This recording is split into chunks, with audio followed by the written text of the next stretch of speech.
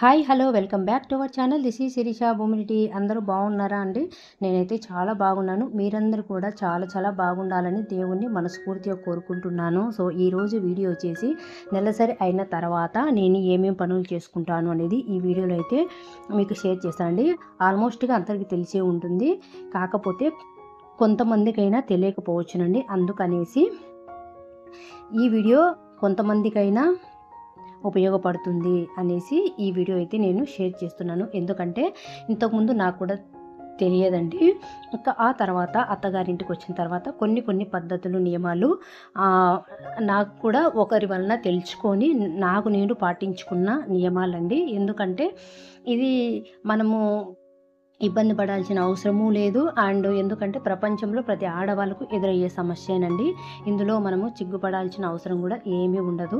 ప్రతి స్త్రీకి ఈ సిచ్యువేషన్ అనేది ఎదురవుతూ ఉంటుంది. ఇలాంటి టైంలో మనం ఇంట్లో కొన్ని పద్ధతులు పాటించడం వలన ఇల్లు మంచిగా చాలా ప్రశాంతంగా చాలా బాగుంటుంది. ఎందుకంటే ఇలాంటి టైంలో కొన్ని మనం జాగ్రత్తలు తీసుకోకుండా ఉంటే కొన్ని మనకు కీడు అనేది జరుగుతుంది. కొట్టు అంటారు కదా, అలాంటి కొట్టు అనేది మనకైతే కొట్టుకొని ఇండ్లు అనేది ఎక్కి రాకోకుండానే ఎప్పుడు చూసినా కూడా గొడవలు, కలహాలతో ఎప్పుడు వ్యాపారాలు అభివృద్ధి చెందకోకుండా అలా రకరకాల సమస్యలతో బాధపడుతూ ఉంటాము. సో అందుకనేసి అవి ఇంట్లో చికాకుగా ఉండటము, అనుకున్న పని జరగకపోవడము, వ్యాపారంలో మనం అనుకున్నంత లాభాలు రాకపోవడము, ఇలా రకరకాల కారణాల వల్ల ఇల్లు ఎప్పుడు చూసినా కూడా చికాకుగా ఉంటుంది. దీనికి అంతటికి కారణం ఏమిటి అంటే, ఇలా మనం నెలసరి టైంలో అయిపోయిన తర్వాత కొన్ని జాగ్రత్తలు అయితే పాటించాలి కంపల్సరిగా. సో ఎందుకంటే కొట్టు అనేది కొట్టుకుంటుందండి. అందుకనేసి మనం చాలా జాగ్రత్తగా మనం ఇంట్లో చేయలేకపోయినా కూడా చేసుకోవాలండి. కంపల్సరీ అయితే చేసుకోవాలి. ఈ కాలం కొద్దీ అందరి ఇంట్లో మేడ్స్ ఉంటారు కాబట్టి వాళ్ళతో అయినా చేపించుకోండి. ఎందుకంటే ఈ టైంలోనే కొన్ని మనము జాగ్రత్తలు అనేది పాటించాలి. ఒకప్పుడు పూర్వకాలం అయితే పెద్ద కుటుంబాలు ఉంటాయి కాబట్టి ఒకరికి ఈ సిచ్యువేషన్ ఎదురైనా కూడా పక్కన కూర్చోబెట్టి నెక్స్ట్ ఇంకా ఉంటారు కదా ఆడవాళ్ళు, వాళ్ళందరూ పనులైతే చేసేసుకునేవాళ్ళు. కానీ ఇప్పుడు అన్నీ చిన్న కుటుంబాలు అయ్యాయి కాబట్టి మన పనులు మనమే చేసుకోవాలి కాబట్టి అన్నీ తగులుతూ ఉంటాము, అన్నీ చేస్తూ ఉంటాము. అలా తగిలినప్పుడు అలానే మనము ఇండ్లు క్లీన్ చేసుకోకుండా అవన్నీ జాగ్రత్తలు పాటించకుండా దీపారాజన అనేది చేయకూడదు. చేసుకోవడం వల్లనే కొన్ని కష్టాలు అనేటివి ఉంటాయి. అండ్ అందులోనూ మనం ఈ 5 డేస్ కూడా పూజ అయితే చేసుకోము కదా. దేవుని రూము సపరేట్గా ఉన్నా లేదంటే సపరేట్గా లేకపోయినా కూడా అక్కడక్కడే తిరుగుతూ ఉంటాము, చూస్తూ ఉంటాము. అలాంటప్పుడు మనం పూజ అనేది చేయం కాబట్టి ఇంట్లో అంతా కొంచెము పూజ చేయని టైంలో అంతా నెగిటివ్ ఎనర్జీ అనేది మనకు ఇంట్లోని ప్రవేశిస్తుంది. అదంతా మంచిగా అంతా వెళ్ళిపోయి మంచి పాజిటివ్ వైబ్స్ కలగాలి అంటే మనము ఇంట్లో కొన్ని జాగ్రత్తలు పాటించి మంచిగా అయితే పూజ చేసుకోవాలండి. సో నెలసరి అయిన తర్వాత నుంచి 3 డేస్ వరకు మనం ఎటువంటి ఎక్కువ పనులు పెట్టకుండా ఆ టైంలో చాలా రెస్ట్ తీసుకోవాలి. ఇంకా ఆ తర్వాత 3 డేస్ తర్వాత తలస్నానం చేసుకుంటాం కదా. నెక్స్ట్ నేను వచ్చేసి 3 డేస్ తర్వాత 4th డే అయితే తలస్నానం చేసుకుంటానండి. 4th డే 3 డేస్కి అయితే తలస్నానం చేసుకుంటాము. ఈ నడమను వచ్చేసి ఇంకా రోజు అంటే ఫస్ట్ డే నుంచి ఇంకా రోజు కూడా తలస్నానం అనేది చేసుకుంటాం కదా. చాలామంది అయితే 3 డేస్కు తర్వాత తలస్నానం చేసుకుంటారు. అది వాళ్ళ ఆప్షనల్ అండి. కొంతమందికి హెడేక్ ఉండదు, సైనస్ ప్రాబ్లం ఉండటం వలన 3 డేస్ లేదంటే 5 డేస్తో అలా అయితే చేసుకుంటారు. నేనైతే 3 డేస్ తర్వాత అయితే చేసుకుంటానండి. తలస్నానం చేసుకున్న తర్వాత ఇంట్లో ఇంకా అంతా పూజ చేయం కాబట్టి ఇల్లంతా అప్పటికే కొంచెము మనకు అస్సలు ప్రశాంతంగా అనిపించదు. ఇంకా ఫస్ట్ వచ్చేసి మెయిన్ డోర్ దగ్గర నుంచి అన్ని దుమ్ములంతా దులిపేసుకొని కిటికీలు అవన్నీ అయితే క్లీన్ చేసుకుంటానండి. మాకు ఎంట్రన్స్లో ఇలా దివానా ఉంటుంది కదా, ఇది ఇక్కడ కర్టన్స్ కూడా వేస్తాము. సో పైన కూడా ఓపెన్ ఉంది కాబట్టి అదంతా మంచిగా అయితే క్లీన్ చేసుకుంటాను. ఇంకా ఆ తర్వాత మంత్లీ ఈ టైంలోనే దివానా అనేది ముందుకు జరుపుతానండి. ఇది చాలా బరువుగా ఉంటుంది. ఇది దివానా ప్లస్ బెడ్‌గా బెడ్‌గా కూడా కన్వర్ట్ చేసుకోవచ్చును. అందుకనేసి చాలా అంటే చాలా వెయిట్ ఉంటుంది. దీని కింద పరక కూడా దూరదు కాబట్టి ఇలా రోజు లాగి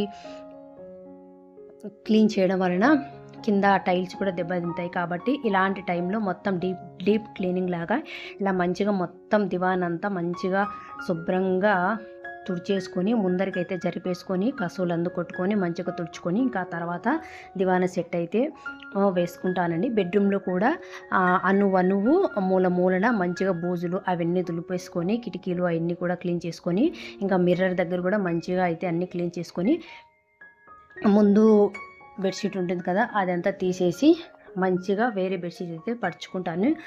సో ఇక్కడైతే మంచిగా అయితే తుడుచుకుంటున్నానండి.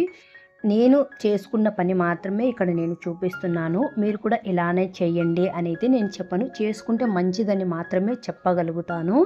ఎందుకంటే ఇలాంటి టైంలో కొన్ని జాగ్రత్తలు పాటించకపోతే చాలా నష్టాలని మనము ఎదుర్కోవాల్సి ఉంటుంది. అందుకనేసి చేసుకోమని నేనైతే చెప్తానండి. ఇంకా చేసుకోవడం తర్వాత అదంతా ఇంకా మీ ఇష్టము.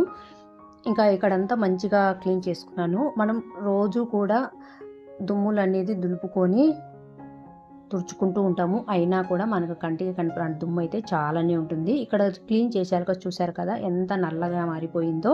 ఇంకా తర్వాత తీసిన బెడ్షీట్స్ అవన్నీ కూడా నేను చెప్పాను కదా బాత్రూంలో అస్సలకు వేయను. ఎప్పుడప్పుడు వెనకమ్మడే వాష్ చేసేసుకుంటాను. ఇంకా అలాగా అక్కడ వాష్ చేసేసుకొని ఇంకా అక్కడ నీళ్ళు కారుతూ ఉంటాయి కదా అని అక్కడ వేశాను. ఇంకా నెక్స్ట్ వచ్చేసి ఇంకా ఇప్పుడు ఇల్లంతా మంచిగా అయితే మాప్ అయితే పెట్టుకుంటానండి. అందులో వచ్చేసి పసుపు, కల్లుపు, కొంచెం డెటాలు అండ్ కొంచెం ఒకటి కర్పూరము అండ్ కొద్దిగా జువ్వాది పౌడరు అండ్ కొంచెం వచ్చేసి మంచి సువాసన రావాలి అంటే జువ్వాది పౌడర్ అండి. ఇంకా తర్వాత వచ్చేసి కొంచెం కంఫర్ట్ కూడా వేసుకుంటాను. ఇంకా అవన్నీ మీ ఆప్షనల్ అని ఏవి వేసుకున్నా వేసుకోకపోయినా కొంచెం కల్లుప్పు పసుపు అయితే కంపల్సరీ యాడ్ చేయండి. ఎందుకంటే ఇల్లు తుడిచేటప్పుడు మనము ఇల్లంతా ఇలా తడిబట్ట పెట్టుకున్నప్పుడు కల్లుప్పు పసుపు వేసుకొని తుడుచుకున్నాం అనుకోండి, కల్లుప్పుకు పసుపుకు నెగిటివ్ ఎనర్జీని పారద్రోలి మంచి పాజిటివ్ ఎనర్జీగా మార్చేసే శక్తి అయితే వాటికైతే ఉంటుంది. అందుకనేసి కల్లుప్పు అందులోనూ ఏమైనా క్రిమి కీటకాలు చిన్న చిన్న పురుగులు అలాంటివి ఉన్నా కూడా మనకు ఈ పసుపు కల్లుప్పు వేసుకోవడం వలన అలాంటి సమస్య కూడా మనకు ఉండదండి. చాలా బాగా ఇల్లంతా చాలా మంచిగా ఉంటుంది.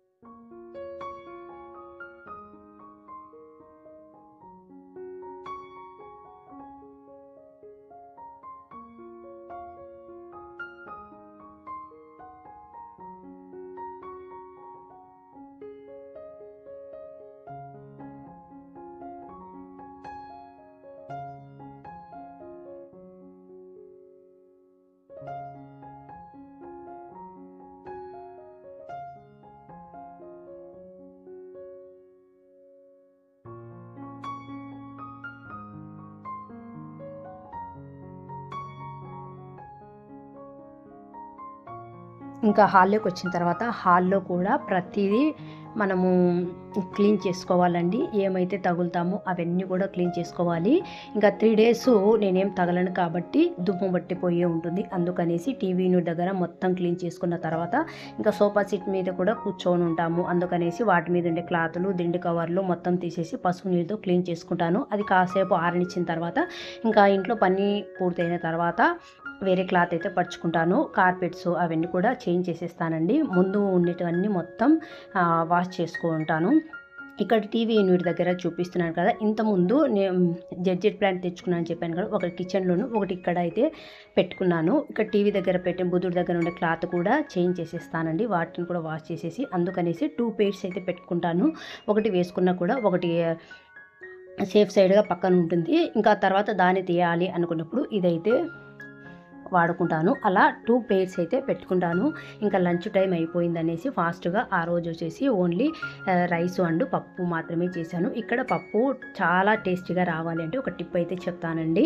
మనము పోపులో తెల్లగడ్డ వేస్తుంటాం కదా, తెల్లగడ్డను చాలామంది కొంచెం అలా చేత్తో ఒత్తేసి వేస్తూ ఉంటారు. అలా కాకుండా ఒక చిన్న రోల్ ఉంటుంది కదా, అందులోనే తెల్లగడ్డ అండ్ కొంచెం జీలకర్ర కూడా అందులో వేసేసి కచ్చాపచ్చగా దంచుకొని వేసినాం అనుకోండి, చాలా అంటే చాలా టేస్టీగా ఉంటుంది.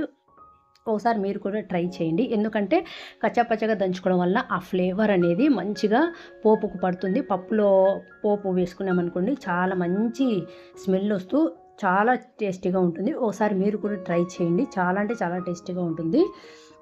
ఇంకా ఫాస్ట్గా లంచ్ అయితే ప్రిపేర్ అయిన తర్వాత క్యారియర్ అయితే కట్టేశాను. ఇంకా నేను వాష్ చేసిన క్లాతులు ఉంటాయి కదా, అవన్నీ కూడా మిద్దెపైకి తీసుకువెళ్ళేసి అక్కడైతే ఆరేసానండి. ఇంకా నాకు ఇంకా నెక్స్ట్ వచ్చేసి ఇంకా డైనింగ్ టేబుల్ కవర్స్ అవన్నీ కూడా చేంజ్ చేశాను. ఇంకా మనం దేవుని రూమ్ అంతా మంచిగా ఈవినింగ్ అయితే క్లీన్ చేసుకుంటానండి. ఎందుకంటే నాకు మార్నింగ్ నుంచి ఈ పనులన్నీ చేసుకోవడానికి టైం పడుతుంది. ఇంకా అందుకనేసి మార్నింగ్ టైంలో నాకు బట్టలు తుడుచుకునేదానికి అస్సలు కుదరదు. ఫెస్టివల్ టైంలో మాత్రమే నేను మార్నింగ్ టైంలో అయితే తుడుచుకుంటాను. ఇంకా ఇలాంటి సమయంలో అయితే మార్నింగ్ నుంచి పనులన్నీ ఉంటాయి కాబట్టి నేను ఈవినింగ్ అయితే బట్టలు క్లీన్ చేసుకుంటానండి. దేవుని రూము అవన్నీ మంచిగా క్లీన్ చేసేసుకొని దేవుని పట్టాలు పెట్టుకునే గట్టు ఉంటుంది, వాటి మీద పరుచుకునే క్లాత్ అవన్నీ కూడా క్లీన్ చేసుకొని ఇలా పట్టాలకు బొట్లు పెట్టేసుకొని మంచిగా అయితే పూజ చేసుకుంటాను. సాయంత్రం అయిన తర్వాత మార్నింగ్ నుంచి పనులు చేసుకున్నా కాబట్టి మళ్ళీ స్నానం చేసుకొని దేవుని రూము పటాలు మంచిగా క్లీన్ చేసుకున్నాను. ఇంకా తర్వాత వంట చేస్తున్నప్పుడు ఇంకా మనమే ఇంట్లో ఉంటాం కాబట్టి అన్నీ వాడింటాం కాబట్టి వాటిని కూడా నేను మంచిగా క్లీన్ చేసుకుంటానండి. కిచెన్ కూడా సదురుకుంటాను. ఈ వీడియోలో అయితే కిచెన్కు సర్దినేది అయితే చూపించలేదు. ఎందుకంటే నెక్స్ట్ పండగ రాబోతుంది కాబట్టి నేను డీప్ క్లీనింగ్ అయితే చేశాను. నెక్స్ట్ వీడియోలో అయితే మొత్తం డీప్ క్లీనింగ్ అయితే చూపిస్తాను. ఇంకా అందుకనేసి ఎందుకంటే వంట రూమ్లో వంట చేసేటప్పుడు ప్రతిదీ మనం వాడింటాం కాబట్టి వాటిని కూడా నేను క్లీన్ చేసుకుంటాను. ఇంకా తర్వాత మా ఇల్లు పైన ఉంటుంది కాబట్టి కిందికి పైకి తిరుగుతుంటాం కాబట్టి ఇంకా స్టెప్స్ ముందర పక్క చెట్లు ఇంకా మొత్తం వాటర్ పట్టేసి ఇంకా మొత్తం క్లీన్ చేసేసుకొని ముగ్గు అయితే పెట్టేసుకుంటానండి.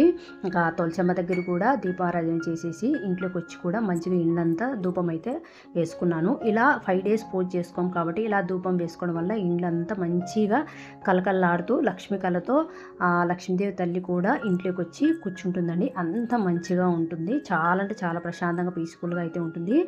సో నేను ఈ టైంలో ఇలాంటి నియమాలన్నీ పాటించుతానండి. ఐ హోప్ మీరు కూడా పాటించాలని మనస్ఫూర్తిగా అయితే కోరుకుంటున్నాను. ఎందుకంటే పాటించడంలో తప్పేం లేదండి, అంతా మంచిగా జరుగుతుంది. సో నేను ఏమేమి పాటించుతానో అవన్నీ కూడా ఈ వీడియోలో అయితే షేర్ చేశాను కదా, మీకు నచ్చితే పాటించండి. So that's it for today guys. ఈ వీడియో మీకు నచ్చింది, ఉపయోగపడింది అనుకుంటే ప్లీజ్ లైక్ చేయండి, షేర్ చేయండి అండ్ సబ్స్క్రైబ్ చేయడం అయితే అస్సలు మర్చిపోదండి. మరొక మంచి వీడియోతో మీ ముందుకు వస్తాను. Bye guys.